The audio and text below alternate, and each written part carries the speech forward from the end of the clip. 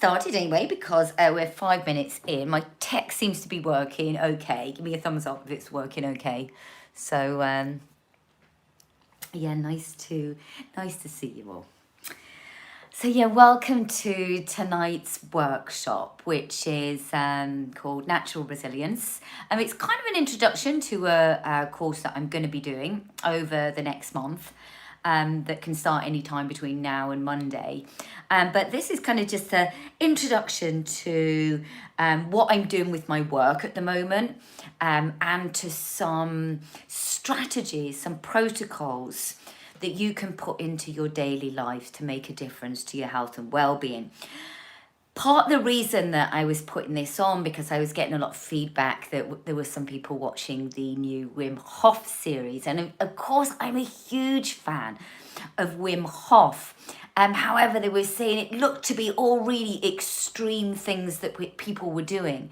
And I think that they maybe sensationalized it a little bit for television. And what I wanted to do was kind of to make some of his work, which for me, I believe is possibly the most important health and well-being work, or he's one of the most important health leaders out there at the moment. I wanted it to make it accessible for people and to show that it doesn't need to be climbing Everest in your underwear. It doesn't need to be sitting in an ice bath for 60 minutes for your 60th birthday. It can be just simple daily protocols that you can put into your everyday life, that are really accessible for everybody, but that don't need to be massive kind of extreme adventures. And of course, I've been doing a few extreme things, but nothing as extreme as some of the Wim Hof things. And I found huge benefits to my health from doing this.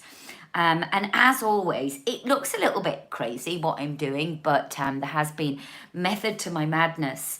And I wanted to tell you a little bit about my journey, to tell it in a story that makes it real, from my first-hand experience, kind of what I did and how I put some of his work into my life and into a period of my life when I most needed it. So I'll tell you a little bit about what the workshop's about, and then I'm going to go into this story. So what we do know is this: stress is inevitable, and we are living in quite stressful times. The way I see it, there's a collective stress that affects us all. Of course, there's been big things happening in the world, and we are all affected by this. But even without this happening, life by its very nature has stressors placed upon us. We can't get rid of stress entirely. It's just not possible. So the answer isn't avoiding stress. The answer, as I see it, is building resilience so that we can better cope with the stressors when they come. And traditionally, stress management courses have looked at this very much from a writing down strategies, from a mind perspective. But actually, what helps us or hinders us when dealing with stress is actually what's going on in the body, and specifically the nervous system. Now, you may know this, but the nervous system is actually responsible. It directly affects many of the other functions in the body, specifically our vascular system, our immune system, our lymphatic system, our endocrine system. Just about every system in the body is affected by our nervous system. So if our nervous system is out of whack, if it's imbalanced, it's going to create disease in the body. It's going to create problems in other areas of the body. So where do we go to in order to fix this problem? The key is bringing the nervous system into balance. And one of the things that has been very popular over the last few years is looking at, I ran a course on Nurture as well, is self-care and calming the nervous system. And this would be just one branch of the nervous system, which is the parasympathetic nervous system. So that's the side that's responsible for our rest and digest. So if we're in a highly activated state, we need the parasympathetic nervous system to calm us down. And this has been very useful for us to do work on this side of the nervous system, because it has been out of whack for a long time for many people. If we are, for instance, leading a lifestyle that's just on the go all the time, that's going to impact our nervous system. It's going to, if one system's switched on, the other system's switched on for a long period of time, it's going to be difficult to switch on the other side of the system. So we've looked a lot at that parasympathetic nervous system and how we calm it down. Calming practices, restorative yoga, meditation, baths, candlelit baths, all these self-care practices, which are fantastic. But it's only one part of the story. If we think about the nervous system as having two branches, and I simply see it as this, it's like having two taps, a hot tap and a cold tap. The hot tap, when that's switched on, we're activated. We need this part of the nervous system. We need the fight or flight. When we get a stressor, that needs to be able to kick in, because otherwise we wouldn't be able to respond to maybe a real present danger. There's the hot tap. The cold tap I've talked about is the parasympathetic nervous system. So that's what kicks in to calm us down, recover us, help us recover after. So rest and digest. Sympathetic system, hot tap. Parasympathetic system, cold tap. We need both taps. We've often talked about them being balanced. We need both taps to be functioning well. What's happened in modern life is this one's, it's often on, or it's responding to stresses as they come. But our general everyday life has become, how do we create comfort in our lives? And that's not always that useful, because comfort's something that if we stay in it too long, our comfort zone gets bigger and it becomes more difficult to step outside it. So when a stressor comes in, we're not as resilient. So whereas the parasympathetic system, the cold tap, that helps us calm down when we need it. It's particularly useful in the evening. The hot tap makes us resilient. So that means that we are better able to respond to the inevitable stresses that come along. So how do we do this? We've always thought of this, that we had this idea that all stress is bad, but actually it's not. We need positive stresses in our life. We need to train that system. And we train it with something called Hormetic Stress. We think of that as, we describe it as the optimum level of stress is Hormetic Stress.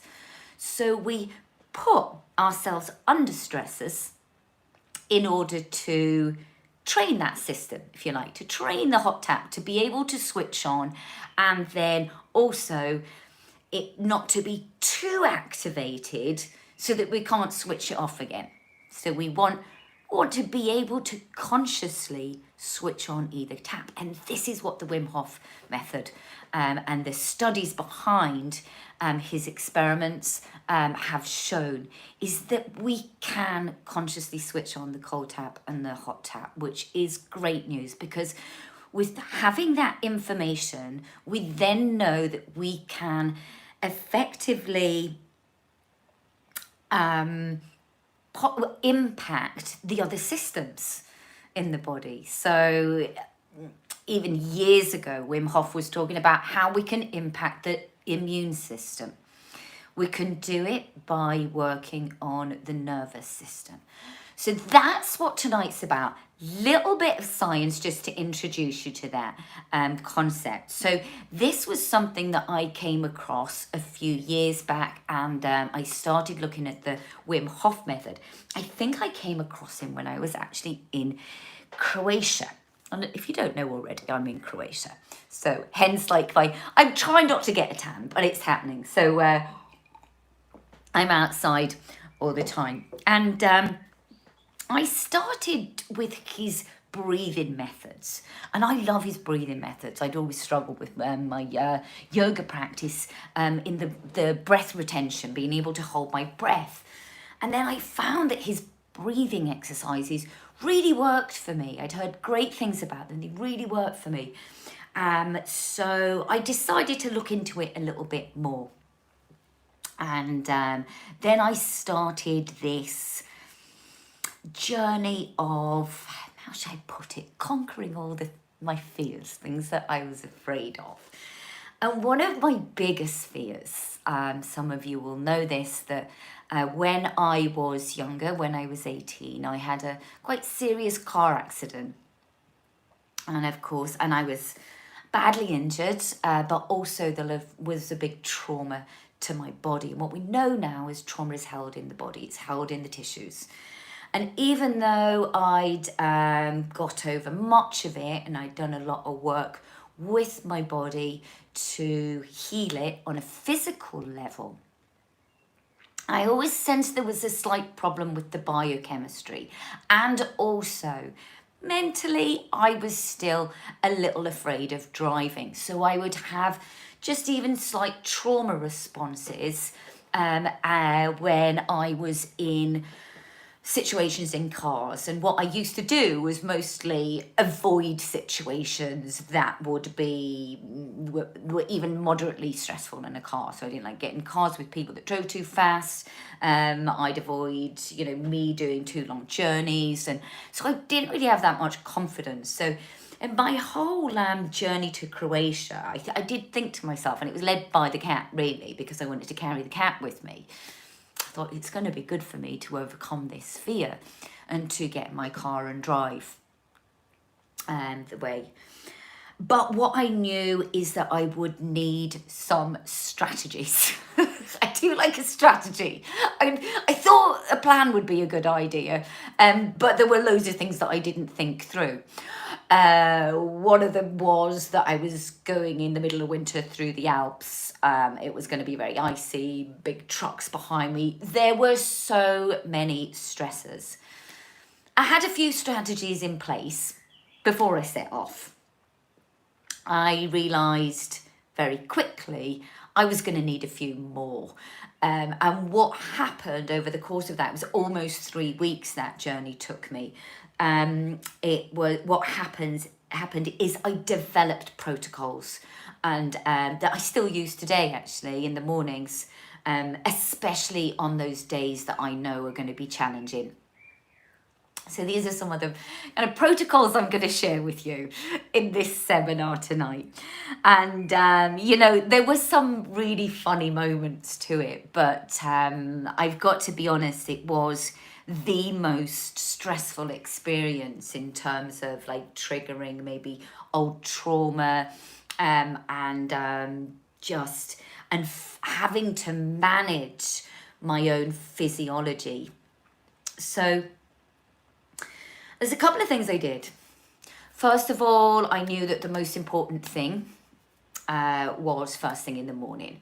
I knew that I had to set my nervous system at the front end of the day. And this is the bit that we often miss. Is what we do is we wait for when stressors come at us, we're having to react. Was if we put our bodies into a state where it's ready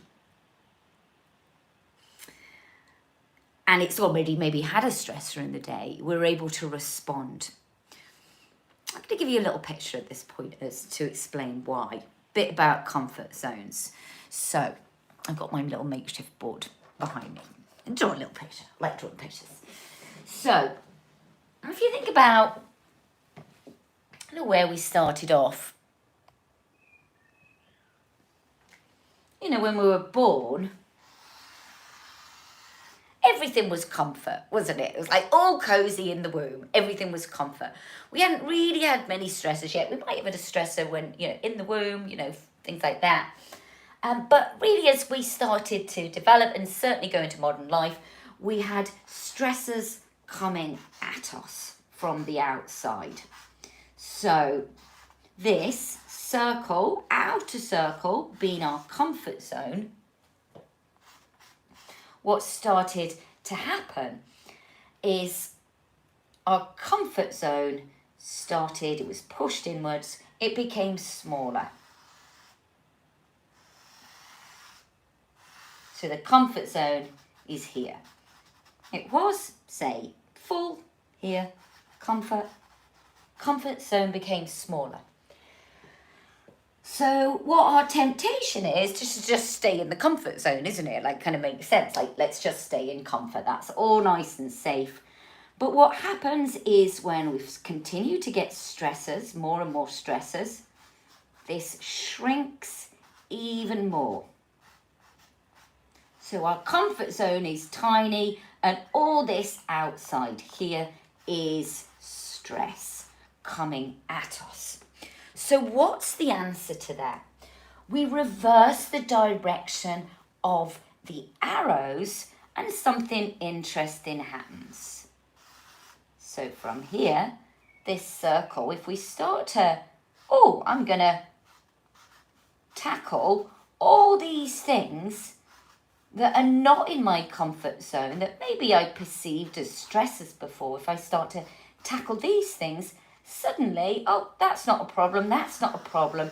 The circle gets bigger. So our comfort zone actually gets bigger. I hope that makes sense. Or there's less things that can impact us. We're kind of taking a proactive approach to it.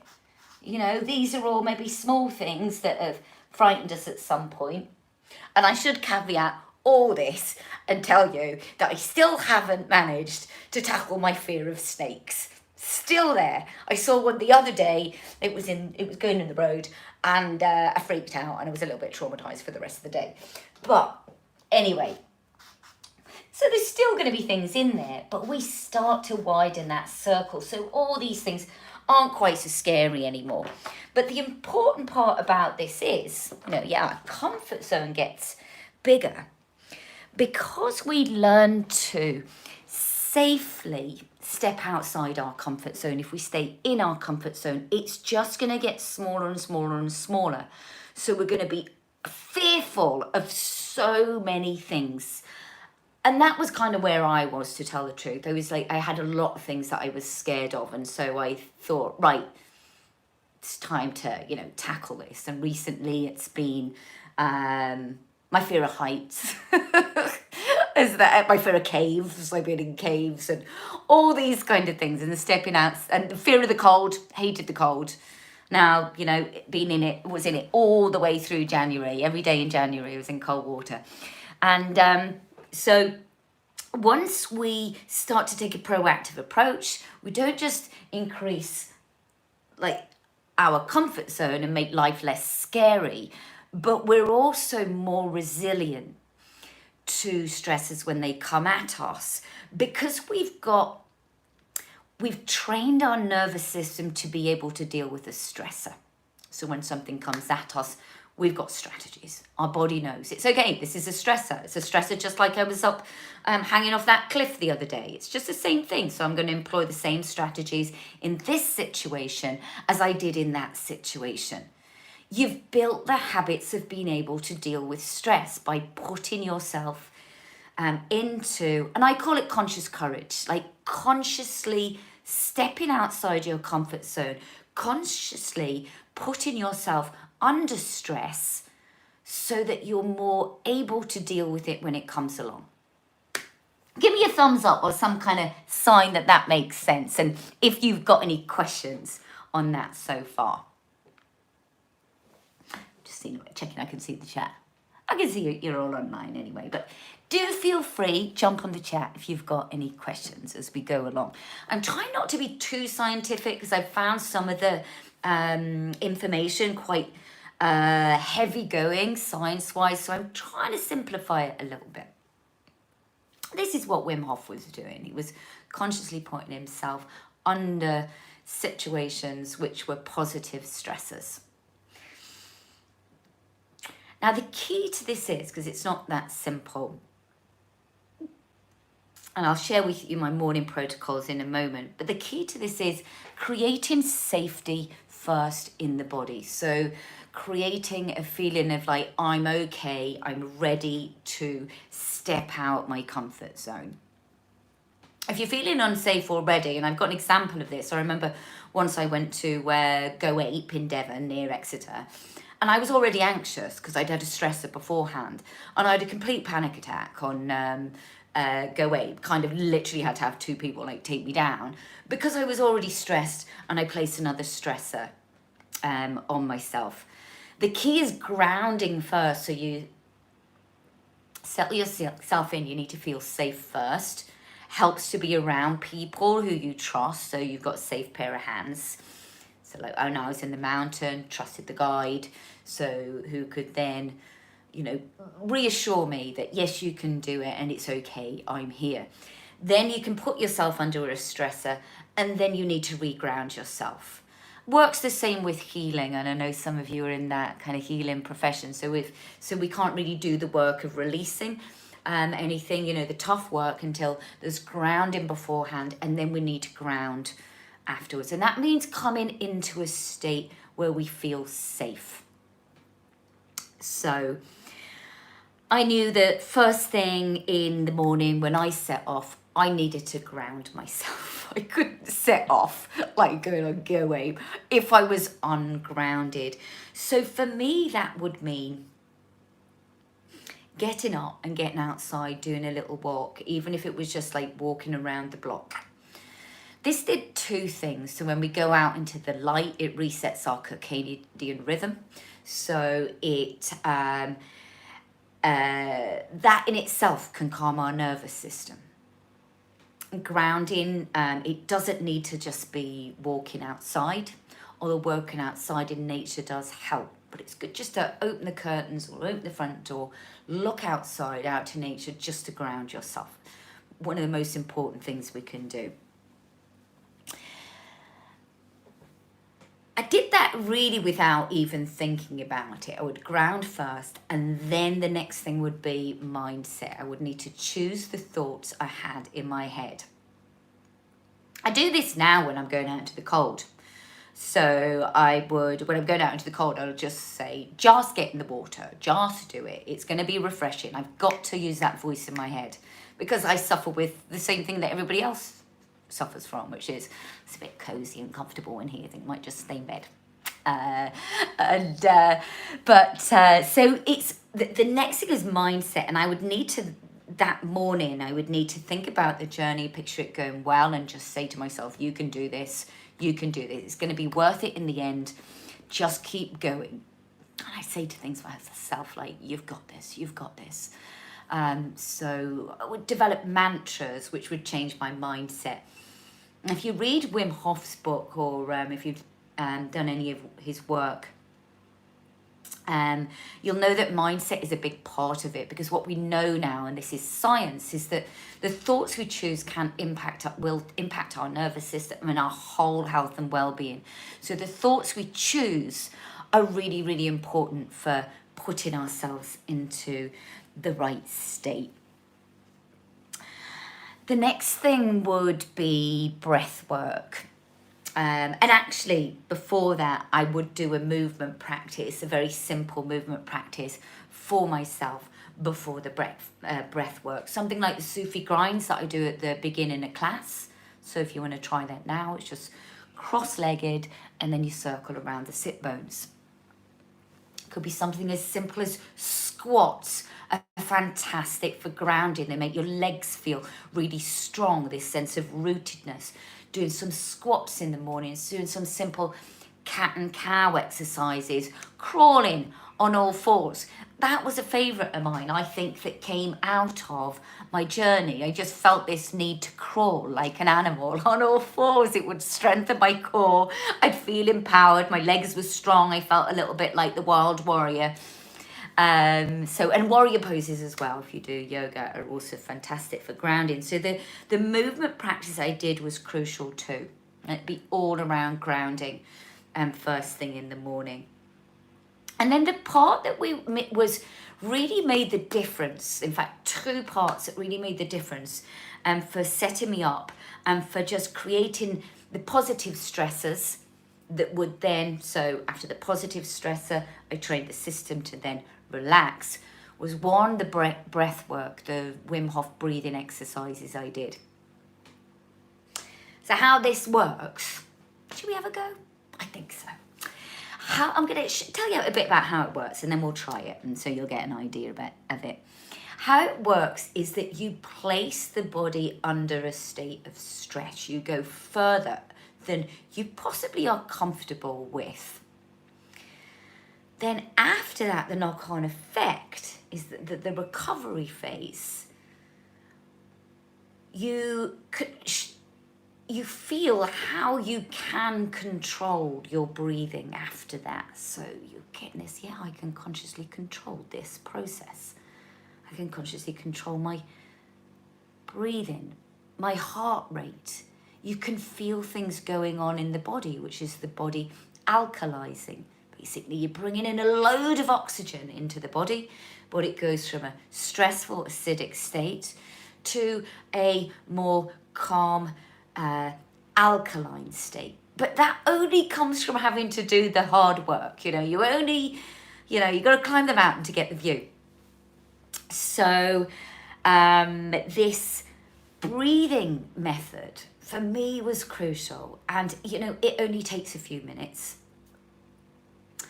I'm going to introduce you to a little bit to it now, if you want to join me.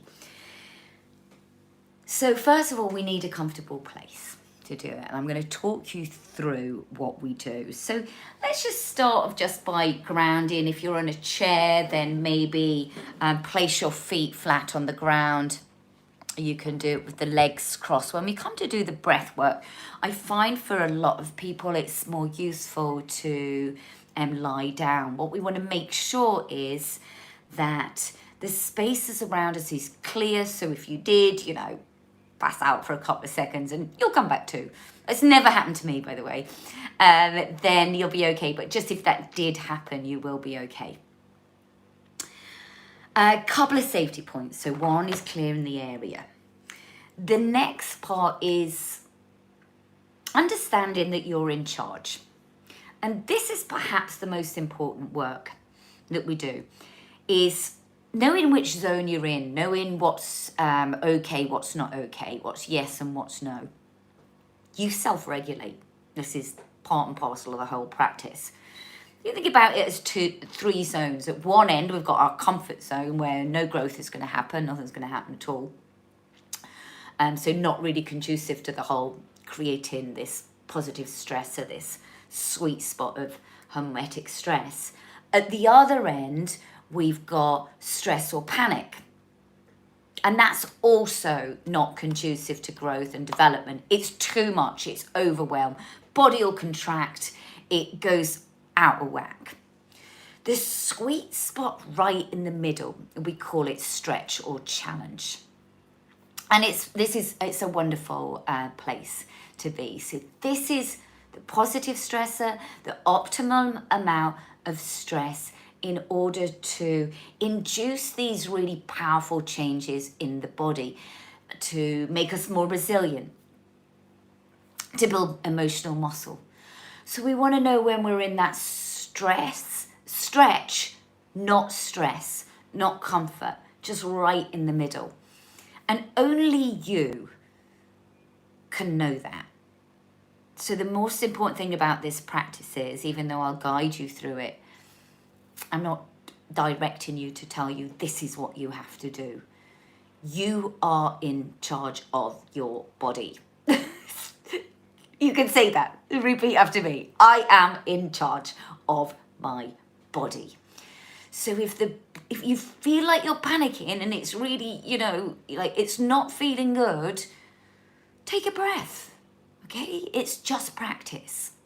Doesn't matter. You don't need to hold for, 2 minutes, 3 minutes, especially not first time.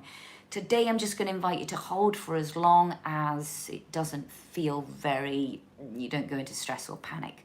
Push yourself out of comfort.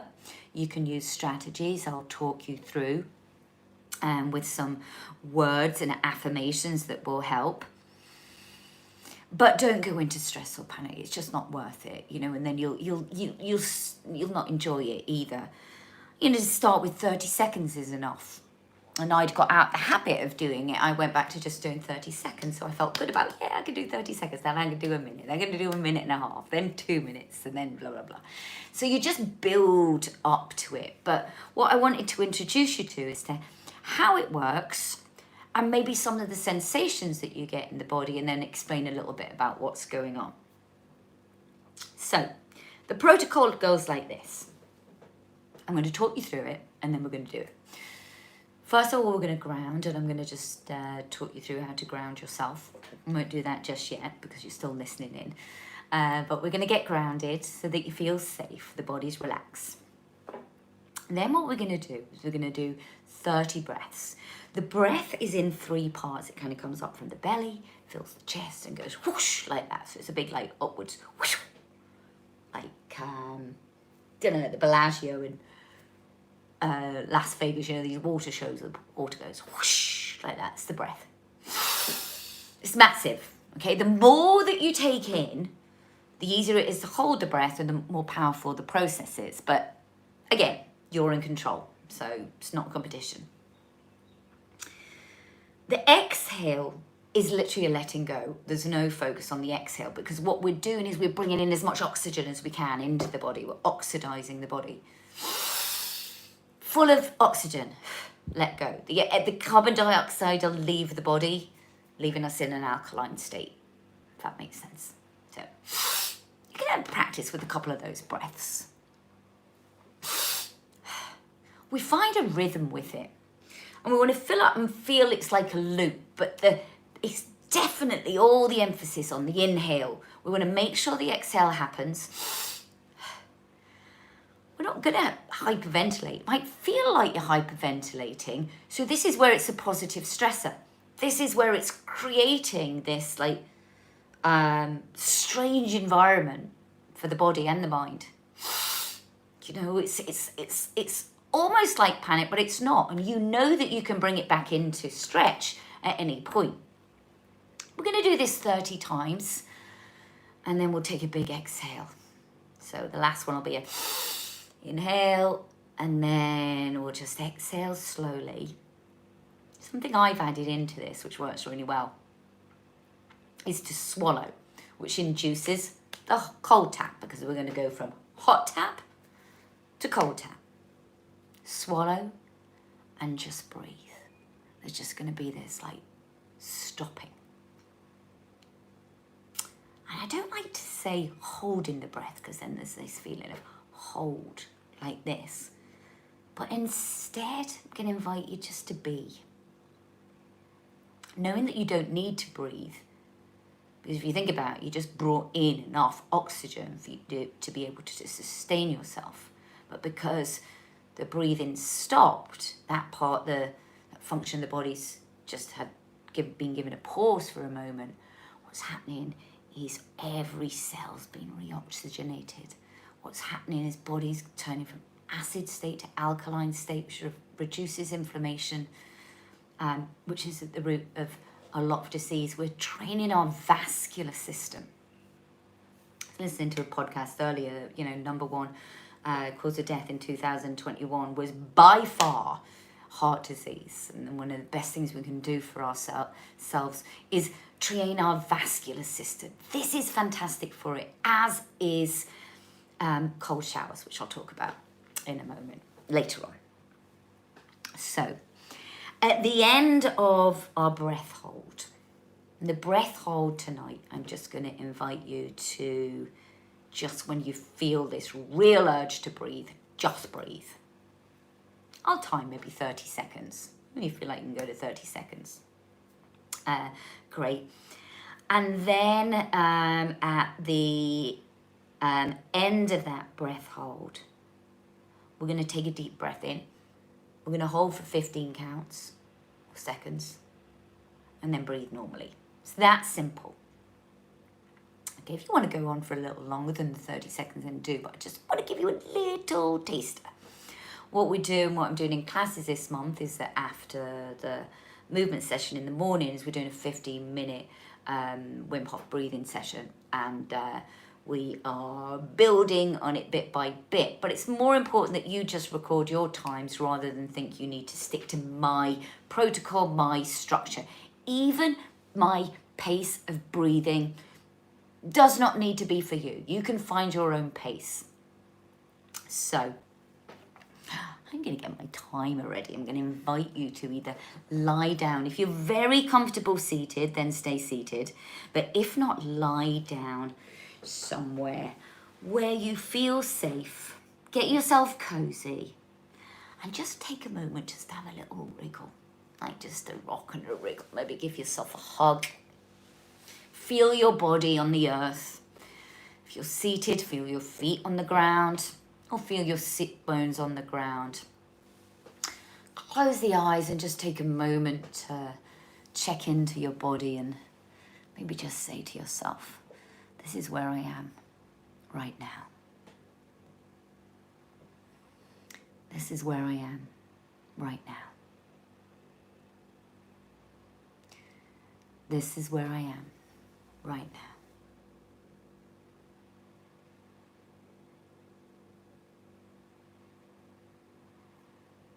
And then bring your awareness to your belly, your lower belly. You may even want to place your hands on.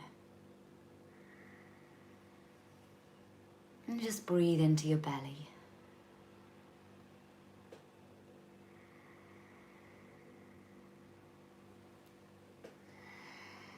Breathe into your hands.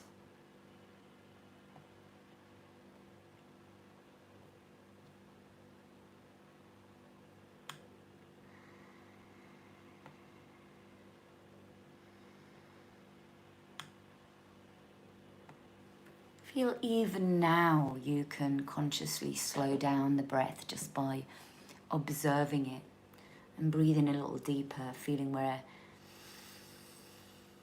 it comes from, where the lungs inflate, the diaphragm just pressing just gently down against the belly so the belly inflates.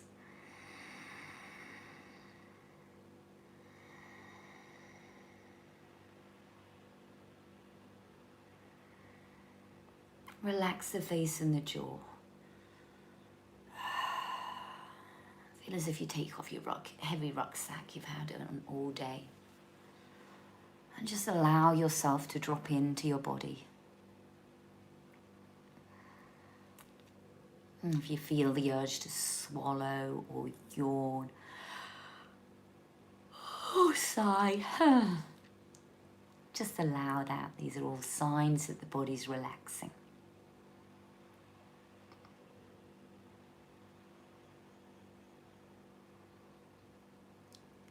Imagine the journey of the breath.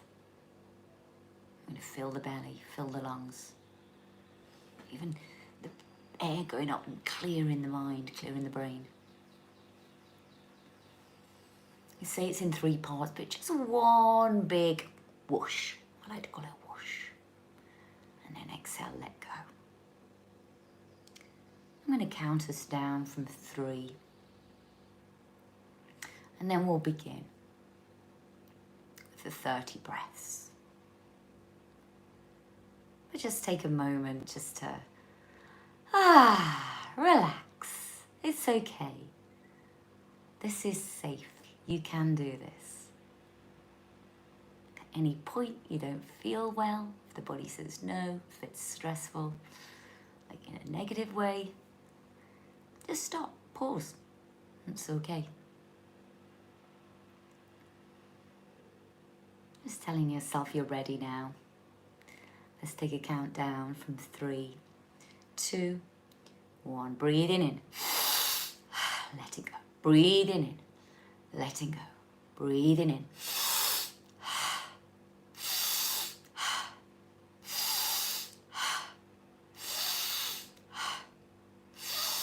So remember, if my pace doesn't work for you, then just go at your own pace. A deep breath in, letting go. Deep breath in, letting go. If it's feeling okay, you can put in a little bit more effort. Just fill the lungs, breathe in even more. If it's feeling too much, drop it back a bit. You're in charge. You're in control. You've got this.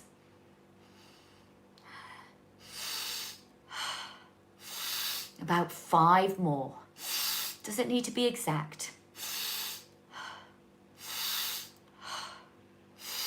On this last deep breath in, slightly hold and then just let go of the breath. You might want to swallow. Just be. Relax the whole body and let the body know what it knows how to do. This is where the magic's happening. Maybe you feel now your breath slowing down. That's why the cold tap's working now. Everything's slowing down and calming down. The heart rate, maybe you can feel the heart slowing down. Maybe you can feel the oxygen going down the arms, down the legs, feeding the cells of the body. The oxygen's traveling around. It knows where to go. The body knows how to handle this. You've got this. Just relax. Just be. You're nearly there.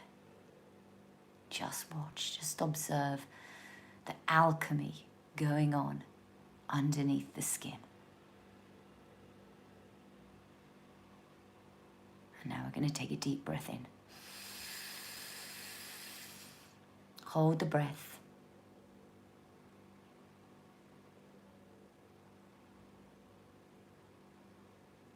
And about another 5, 4, 3, 2, and 1. Release the breath.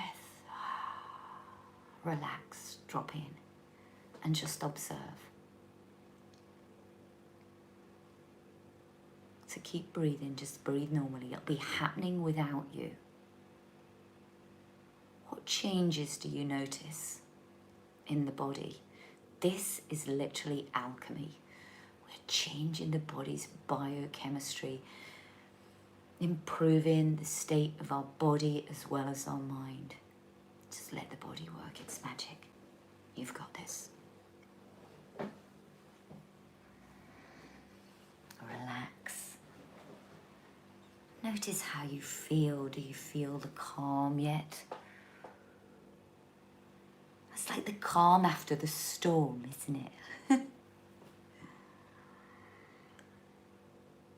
Just slowly just start to feel your fingers and stretching through the fingers of the toes. Just gently come back into the body and find a comfortable position. You might want to just take a glass of water now. Now, what would probably happen, and I tested this doing pull-ups on the jetty in the sea last summer, is that after doing this kind of breath work, you are actually stronger. The body is now in the most conducive state to managing stressors. So, for instance, I did this in the mornings, knowing that I was just giving myself the best possible chance at being able to deal with any stressors that came my way.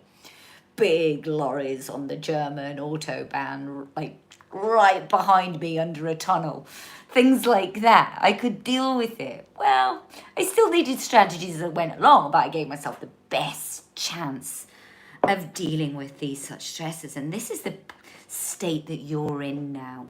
On a biochemical level, the body is so smart. This isn't just, Wim Hof's a hippie, I'm a hippie. It's not just hippie nonsense, as some might call it. This is science. The scientists studied it. This is really fantastic. This is one way, and another way that you can induce a similar response, possibly even better for your vascular system, is the cold shower. And a lot of people think, you know, we see Wim Hof getting into a bath for 60 minutes, ice bath for 60 minutes for his 60th birthday. He's kind of showing what's possible, and it's inspiring. But you know, we start with a 10-second blast of cold water. That's how we do it in real life, and that's where I started. And now and throughout the winter, it was getting into cold water and spending more time there. I would say from a safety aspect, you know, we shouldn't be getting into really, really cold water and shocking the system so much that it's stress or panic. We want to build up to it. A rough idea is, so when I was going in the sea, we would do 1 minute for 1 degree of temperature Celsius. So if the water was 10 degrees, I'd do maximum 10 minutes. I didn't do this, to caveat this as well, up the mountain in January, when the water was 6 degrees and icy. I was in for about a minute. There's the reality, you know, this is everyday life, everyday people, and this is just something that, you know, I've been building up. Now, the safety aspect, if you are getting into cold water, or you know, if you've been in there for in the cold shower for a long period of time, then you dry off naturally. Don't go and put yourself into a sauna afterwards. Have a sauna beforehand, but dry off. Obviously, get yourself dry, but warm up naturally, I should say. And by putting warm clothes on and getting in a warm environment, the body needs to naturally warm back up. But the cold shower protocols, they just start with 10 seconds, and then week by week, you know, it's 10 seconds to 15 seconds to 20 seconds. That's how we do it. And this is what my course is going to be taking you through, how to build it up gradually, safely, so that you stay in this stretch and challenge zone where we grow safely, we still feel it's kind of manageable without going into stress or panic, and where it's safe. So these were kind of the things I did in the morning to set myself up for these crazy days. It was a different protocol in the evening. So the evening, as I was already like fairly practiced at what to do to kind of calm my system down to release trauma. I'd been doing trauma releasing work for a few years, so I knew how to do that. And this would be things like, again, it would start with grounding. I'd settle in. I'd sort out the cat first, but that was, you know, very grounded. It'd be like, get him in his little tray and his food and everything. And then I'd go out and leave him alone and go for a little walk around the block to ground. Safety. Safety first, create safe environment. Then I do some movement. So, and again, it might start with, I was very activated. I might do some wood chopping, fantastic one to get rid of things, to get rid of stress. I now actually, it's one of my favourite things, I now do real wood chopping, but there is a wood chopping movement, say, in yoga, but it might just be something like a Tai Chi kind of movement sequence, something like that, or even, you know, a couple of vinyasa type things. But the key part is that you don't activate the hot tap in the evening. Not really. We want to be winding down. We want to activate the cold tap. The kind of movement practice that I would be doing, it would be kind of continuous movement, somatic groundwork. If you have done any of that work with me, best way I could describe this is rolling around on the floor, getting soapy. Or imagining you're in mud, rolling around and getting rid of all the knots. I'd be like this, like I'd get back like from my car journey, be like this. Oh, like so many knots. So I just want to get down to the ground and just roll around and just ease it out. Just like giving the body a massage. That's the kind of work that you want to do after a stressful day. Also allowing the body to shake if it wants to. So trauma releasing exercises I'd learned. Sometimes it would be in a particularly stressful journey. then I would do some trauma releasing exercises. I'm thinking of one particular. The day I drove through Austria, where I literally had a nervous breakdown almost. It's like, and I was just in tears, didn't want to continue. I was like, oh my God, it's all too much. And I was just looking at the Alps ahead of me. I was like, I can't do this, can't do this, can't do this. That was a particularly stressful day. I'm going to tell you how I got over that in a moment. And but yeah, trauma releasing I do. It was a particularly stressful day. My mindset in the evening as well, so I had to reset my mind to a healthy state, and what I would do was a guided meditation. You know, I'm a great believer in, yes, meditate by all means, and if you're really good at just sitting there and thinking nothing for 30 minutes, fantastic. Guided meditations, also brilliant. I would love them. They would put me to sleep, because sleep was one of the most important things. It is possibly the most important thing we can do for our health, and to reset the circadian rhythm is also really, really good for our nervous system. So different evening protocols to morning protocols. Morning, hot tap, train it up. Start with grounding, hot tap, something like a cold shower, movement, breath work. Evening, winding down. These were the protocols, and there's a science behind it. So, you know, there's specific ways that you can do this, which I'll share in the course. But in the middle of the journey, I did also need strategies, and I would have, some of them were really funny. Don't do Wim Hof breathing when you're driving. I didn't, I knew not to. Never to be done. You don't want to create that hormetic stress, especially when you're already in stress. So I would be just breathing from my belly, and I would use mantras. You've got this was one of my most simple ones. You've got this. Just keep going. It's okay. Resting when you need to. So exercising self-compassion. And this is a key part of the course that I'm going to be doing, is knowing when the body says no, and tuning into that innate wisdom in the body when the body says yes, when the body says no. If we don't know these two things, then we're on a hide into nothing. Once we learn how to tap into that wisdom, it's all good. I also had somebody send me, I can't remember the name of it, some Kadosh prayer that I had. I used to recite this mantra in my head. I've called upon my angels. I tried everything. I got this little protective little dragon from Ljubljana to like hang from my rear window.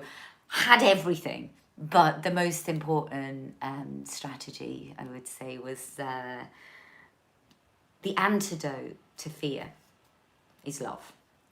And I had a little pussycat next to me, and that I loved to death. And whenever I was scared, I would look at him, and love overrode the fear. And that's how I got through Austria, was my little nervous breakdown when I couldn't continue. I looked around, because I wanted somebody to fly out and rescue me. I was there in that place. And I turned around and looked at little lucky boats, and I knew I had to keep going. My heart was just filled with love for him, because he was like little Zen master. Hey, yeah, what are you up to? We're going then. And so that was that strategy there. So I hope you've enjoyed. We're heading towards the end here. I just wanted to share with you. I've put in a little link at the top of the chat. If you're interested in doing the course, what we're going to be doing is a more of a practical interactive Zoom session than this one. On a Tuesday evening, doesn't need to be live, that will take you through, we've got a different thing each week. I'll take you through what the process of hormesis is, which is hormetic stress to increase resilience. We'll take you through how to build up with the breath work, build up with cold showers, the right type of movement to do. And you can start any time between now and Monday, but if you want details of that, I'm going to put it on the link below. But I just wanted to leave a little time if anybody's got a question. I'm hoping I can read this chat here. Yeah, so if anybody's got any questions on what I've talked about here, or feedback, did it make sense? Was there anything that didn't make sense? Maybe some of it you've heard before. but sometimes it's good to revisit. Have I got the chat on here? Oh, chat viewing options. Anybody got any questions for me? It's fine if you don't, because you can always write to me afterwards. I think all my contact details are on there, on the channel, but the website's Be Happy Fit, behappyfit.co.uk. And yeah, that was my journey. It was one of the most fulfilling things that I've done, that journey. It definitely built my resilience. I drove 6.5 hours, one end of Croatia to the other day, and I was thinking, oh my God, like I'm so different now, I'm like all confident. Apart from when the wind comes along and I'm like, oh no, don't like that, so I get off for a while. Yeah, it's been a really fulfilling journey. It's good to set yourself constant challenges, put yourself into these states of positive stress. Doesn't have to just be the breath work and the cold showers, although these are good daily protocols, but just little challenges like, I'm going to climb that mountain, or I'm going to do that skydive, or whatever it might be that just slightly pushes you outside your comfort zone. I would say go for it, but have your strategies, have your protocols. Make sure you ground yourself before. Come into your body, feet on the ground, breathe deeply, before and after. Creating a place of safety is crucial for when you are going to push yourself out of your comfort zone. Thank you, Chrissy. Glad you enjoyed it. Well, if nobody's got any more questions, I'm going to wish you a good evening. Have a lovely Tuesday. It's almost my bedtime. I will start to wind down about 9 o'clock.